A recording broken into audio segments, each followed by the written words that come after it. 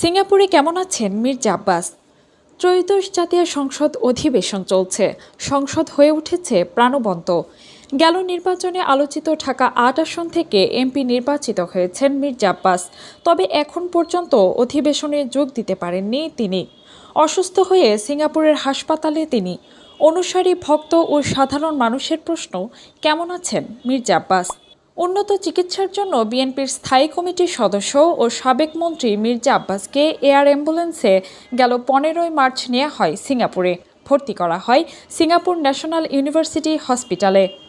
সেখানে চিকিৎসাধীন অবস্থায় রয়েছেন সাবেক এ মন্ত্রী। কর্মরত চিকিৎসক বলেছেন, মস্তিষ্কে ইনফেকশন হয়েছে, তিনি এখনও সংকটাপন্ন অবস্থায় রয়েছেন। গত রোববার বেলা 11:30টায় মির্জা আব্বাসকে নিয়ে বিশেষ বিমান সিঙ্গাপুরের উদ্দেশ্যে রওনা হয়। সঙ্গে ছিলেন তার সহধর্মিণী আফরোজা আব্বাস এবং বড় ছেলে মির্জা ইয়াসির আব্বাস। সিঙ্গাপুরে পৌঁছে মির্জা আব্বাসের জন্য দেশবাসীর কাছে দোয়া চেয়েছেন তার সহধর্মিণী আফরোজা আব্বাস।